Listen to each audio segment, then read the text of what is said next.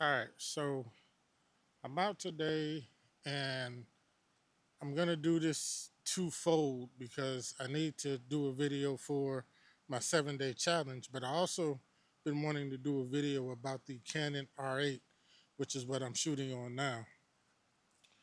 This camera is pretty doggone interesting. Um, it's a great camera. It really is, full frame. I got mine for under $1,000. It's got C log, which I'm shooting in right now. I mean, it's a phenomenal camera, right? But um, I don't know if this camera is still for beginners. And as you know, my channel, I try to cater a lot of my content for people who are just starting off in this. And I think the R8 is great. There's nothing that I can see that's wrong with this camera. Um, Very few cons for real. But the reason why I say I don't think it's for beginners is because I still think that it's too expensive for a beginner to start off shooting with. And let me explain.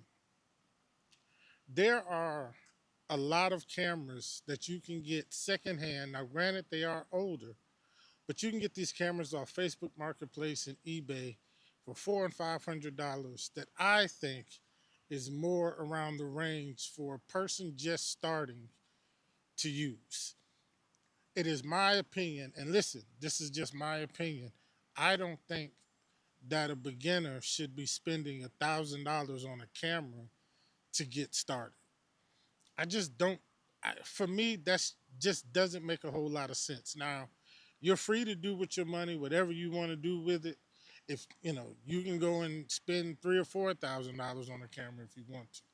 But just my thinking, I don't think that if you're just starting off, spending $1,000 on a camera as a beginner is really worth it. Because of the small footprint that the camera has, it's easy to get in places that a bigger camera would kind of give you problems with. So if you're a person who likes to do a lot of vlogging and you want to go into a grocery store or a library or whatever, having a camera this size is favorable because it doesn't draw too much attention to yourself. Now, I don't do a whole lot of vlogging, but when I do a vlog or something in that style, this is the camera that I do get. Now, one thing that I want you to keep in mind with this camera and with any Canon camera that I've had is that connecting it to the Canon camera app can be a little quirky sometimes. Even when you're standing right next to the camera, it takes it a while to connect. And even with a shot like this, I'm too far away from the camera for it to be able to actually pick up and control through my phone. So I don't know if it's just an issue with the app itself on my phone or what, but that's just something that I've run into. All right, so I decided to come back to the house and finish this up. There was a lot of bugs out there by that water, and I just ain't with it. But the R rate is definitely a great camera. I think it's a great buy for those who are ready for a camera, who need something good and just something that works. Now, I know some of you guys like to look at specs, so I am going to read some of these specs here. It has a 24.2 megapixel full frame CMOS sensor. It's got the DigicX processor in it, which is, in my opinion, one of the greatest processors that's ever been put in a camera. Um, it also has the dual pixel CMOS autofocus, which works great, but I am going to mention something about that in a minute. It shoots 4K that is oversampled from 6K up to 60 frames per second. It also shoots 1080p up to 180 frames per second for some of that good slow motion. It shoots 10-bit 422 color in C-Log 3, which gives you a lot of depth when it comes to your color grading. I don't normally shoot in log, even though I'm shooting this in log. I don't normally do it with this camera because normally I'm just grabbing some clips of something that I need, and I don't I don't even really shoot in log in my professional shoots all the time. Log is kind of overrated to me, but it's there if you want to use it. So as far as the autofocus goes, it has detection for people, vehicles, and animals, and it does have eye detection. Now, One of the issues that I've had a few times with this camera is I'll be looking at the screen like now and it's tracking me. But in some cases, even though it's tracking me and it's locked on to me, it's focused on what's behind me. Now, I don't know what's up with that. It doesn't happen often enough to turn me off from the camera. It hasn't ruined the shoot or anything like that.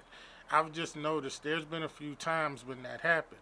If you look at this clip here, it actually happened today when I was doing a scene. But on the screen, it was focused on my face, but it was really focused on what's behind me. So I don't know what's up with that. It may be user error for all I know. I don't know. I just know it's happened, so I just thought I would mention it. So again, the R8, great camera. I still don't think it might be the best thing for somebody who is just starting off. I think there are great cameras that you can get for a cheaper price that I would say you start off on, you know, close to $1,000 for a beginner and you don't know much yet. To me, that's crazy. My first camera when I started doing video work was $200. So take it as you may. But anyway, this is day 6. I got one more day to go on the 7-day challenge. So I'll catch you guys tomorrow. Peace out.